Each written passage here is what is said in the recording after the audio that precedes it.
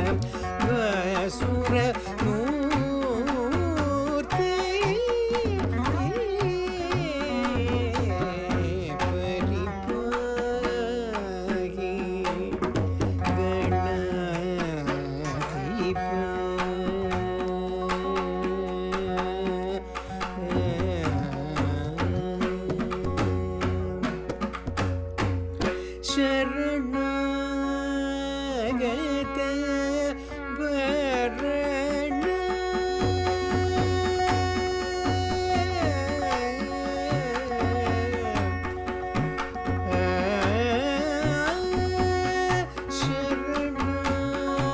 Sharanagat Baran Sharanagat Baran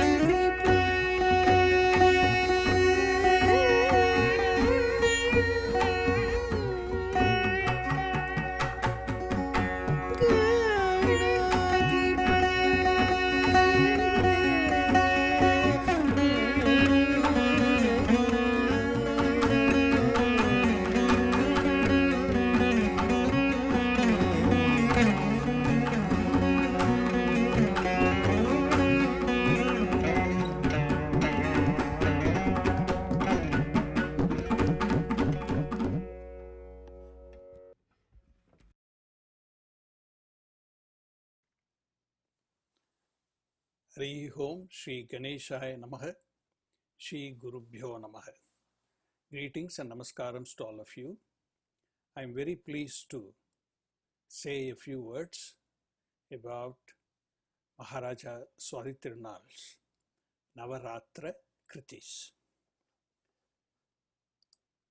The Navaratra, or what we generally refer to as Navaratri. Navaratra means a period of 9 days, during which Hindus everywhere, all over the world, celebrate the worship of the Godhead as the Universal Mother. The 9 days are divided into 3 sets of 3 days each.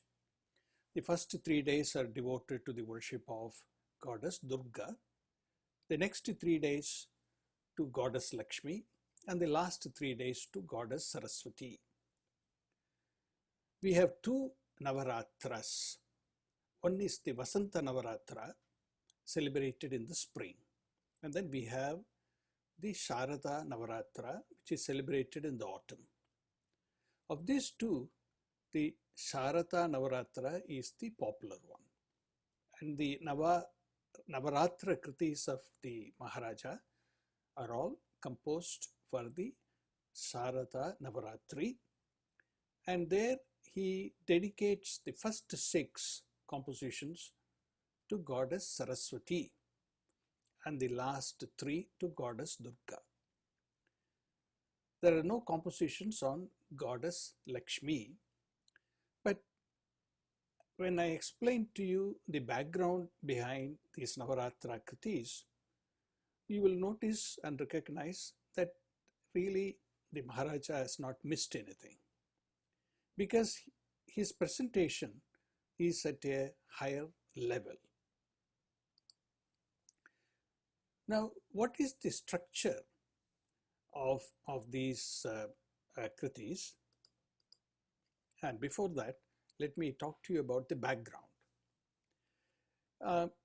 It is important to recognize that in the Vedas, the Godhead is presented as one absolute reality, which we say Tattvam. Tattvam means the truth, reality. It is the reality of 3 things. One is the individual, what we say the Jiva. Then the world, Jagat, that the individual confronts.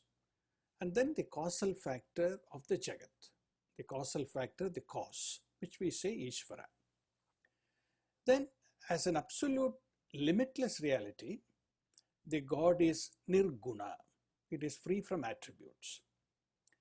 And it is Nirakara. It is formless.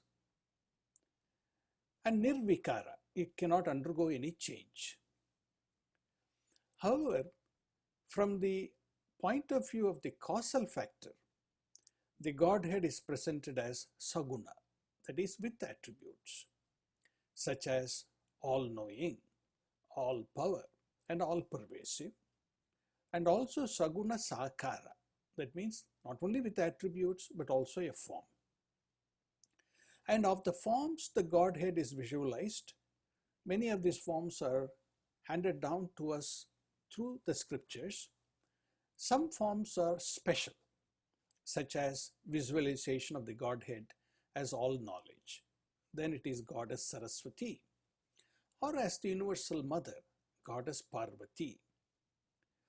It is not surprising that the Hindu tradition, the Godhead is also looked upon as the universal parents, Janakaha, father, or Janani, mother. Therefore, one can notice in Maharaja's Navaratra Kritis the aspects of Godhead presented as Nirguna, that is the absolute, Saguna with attributes, Saguna Sakara with attributes and form, and also as the Universal Mother, Janani. But then it is important to keep in mind that from the view of the Tattvam, the reality itself, the Godhead is free from gender. That is, Ishvara, God, or Ishvari, the goddess, are one and the same. So, and Maharaja makes sure that this is mentioned in these kritis. So this is evident in all his kritis. in the way he presents the truth of the form, the truth of the Saguna or the Saguna Sakara, such as Goddess Saraswati or Goddess Parvati, that representation is in fact really pointing to the limitless reality, and the word that is used to indicate the reality is para. Para is a specific word and he uses that word. Now the structure itself of these kritis are also interesting to note. All of them are in the vocative case, that is Sambuddhi Vibhakti, unlike the Navavarna kritis of Muthuswami Dikshita, which you know are in different vibhaktis. And all the kritis are in the form of seeking the blessings of the Universal Mother, whether it is in the form of Saraswati or Parvati. And then the kritis are in the form of expressing one's unequivocal surrender at the feet of the Godhead. He uses very intricate and long compounds to explain or describe the Saguna Sakara, that is the form with the attributes. And so he uses the method of Keshadi Pada Varnanam, that is the description of the beauty of the representation of the Saguna form from head to foot, like Shankara uses in the Saundarya Lahari. The kritis excel in the use of Upama, that is simile, Rupaka metaphor, or Adishayokti, known as hyperbole, for the Keshadi Pada Varnana. When you say moon-like face, then it is an Upama. When you say moon is the face, then it is a Rupakam or metaphor. And then when there is an exaggeration, that is the Adishayokti. And he uses certain phrases repeatedly in all these kritis, such as moon-like face, describing the eyebrows of the goddess, eyebrows like that of the bow of Manmatha, or describing the gait of the goddess as gait like that of an elegant, to point out the gait like that of an elephant, to point out the elegance of the gait. Then the unsurpassed compassion of the Universal Mother is stressed in every kriti. All the kritis are rich in the Sakitya Bhava and Sankita Bhava. And of course, Karuna Rasam is the primary emotion that is displayed in all the kritis. So a very beautifully structured, beautifully composed Navaratra kritis, these 9 gems of Maharaja Swati Tirunal, they are rich in all respects. Rich, as I said, in terms of the lyrics, in terms of the music, in terms of the Rasanubhavam, and in terms of the highlight of the various aspects of the reality, the absolute, then the Saguna and the Saguna Sakara, and also looking upon the Godhead as the universal parents, mother in this particular case, but as universal parents. Om Tat Sat. We will see in the subsequent messages the essence of each one of those kritis. Om Brahmarpanamastu, Krishnarpanamastu.